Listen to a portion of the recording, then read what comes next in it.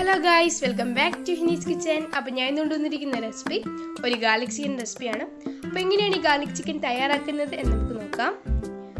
അതിനു വേണ്ടിയിട്ട് ഞാനിവിടെ ചിക്കൻ എടുത്തിട്ടുണ്ട്. ഇതിലേക്ക് 1 ടീസ്പൂൺ ജിഞ്ചർ ഗാർലിക് പേസ്റ്റും ചിക്കന് പാകത്തിനുള്ള ഉപ്പും 1 ടീസ്പൂൺ വിനാഗിരിയും കൂടെ ചേർത്തിട്ട് നന്നായിട്ടൊന്ന് മിക്സ് ചെയ്ത് വെക്കുക.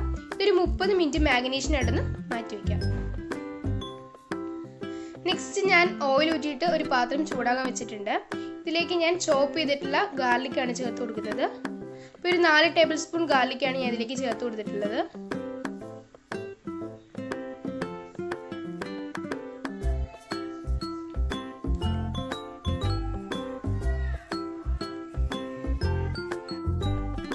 ഇനി ഞാൻ ഇതിലേക്ക് ചേർക്കുന്നത് സവോളയാണ്. അപ്പം ഒരു 2 സവോള ക്യൂബ്സ് ആയിട്ട് അരിഞ്ഞതാണ് ഞാൻ ചേർത്ത് കൊടുക്കുന്നത്.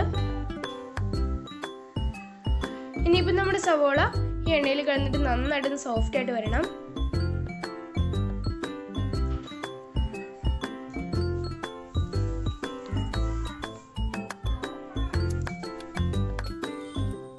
ഇനിയിപ്പോൾ ഈ സവോള ഒന്ന് പെട്ടെന്ന് സോഫ്റ്റ് ആയിട്ട് വരാൻ വേണ്ടിയിട്ട് ഞാൻ കുറച്ച് ഉപ്പിലേക്ക് ചേർത്ത് കൊടുത്തിട്ടുണ്ട്.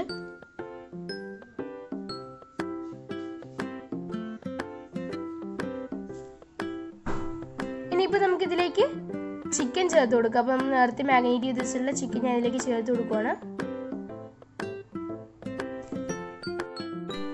ഇനി നമ്മുടെ ചിക്കൻ ഇതിലിടുന്ന് നന്നായിട്ടൊന്ന് വെന്ത് വരണം.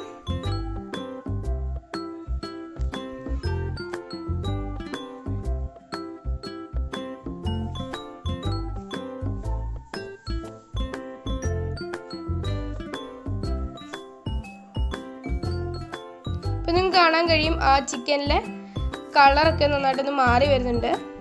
നമ്മുടെ ചിക്കൻ നന്നായിട്ടൊന്ന് കുക്കായിട്ട് വരുന്നുണ്ട്.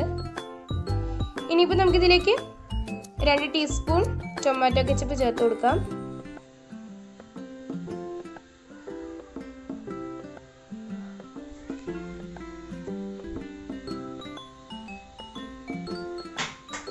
ടൊമാറ്റോ കെച്ചപ്പും കൂടി ചേർത്തിട്ട് നന്നായിട്ട് ഒന്ന് മിക്സ് ചെയ്യാം.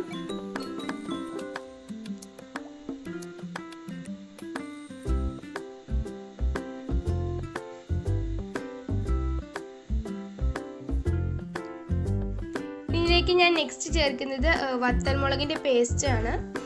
വത്തൽമുളക് വെള്ളത്തിലിട്ട് നന്നായിട്ടൊന്ന് വേവിച്ചിട്ട് മിക്സിയിലിട്ടൊന്ന് അരച്ചെടുത്തതാണ്. അതിൻ്റെ പേസ്റ്റ് ഒരു 2 ടീസ്പൂണാണ് ഞാൻ ചേർത്ത് കൊടുക്കുന്നത്.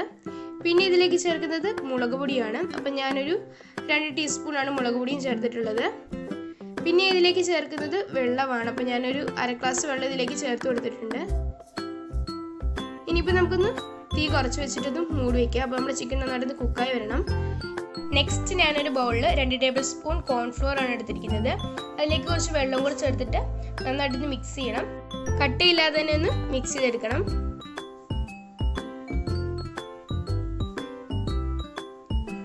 ഇപ്പോൾ നമ്മുടെ ചിക്കൻ ഏകദേശം ഒന്ന് കുക്കായി വന്നിട്ടുണ്ട്. ഞാനൊരു 7-8 മിനിറ്റ് ഇതുപോലെ ഒന്ന് അടച്ചു വെച്ചൊന്ന് കുക്ക് ചെയ്തിട്ടുണ്ടായിരുന്നു ചിക്കൻ.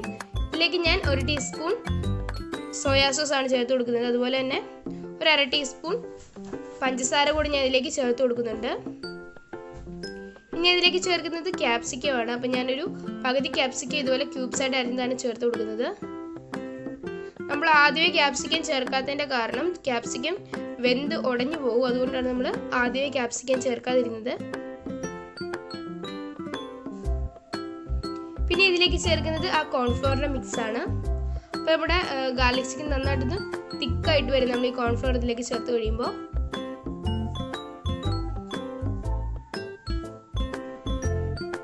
ഒരുപാട് തിക്കായി പോവുകയാണെങ്കിൽ നിങ്ങൾക്ക് ഇതിലേക്ക് കുറച്ച് ചൂടുവെള്ളം ചേർക്കാവുന്നതാണ്.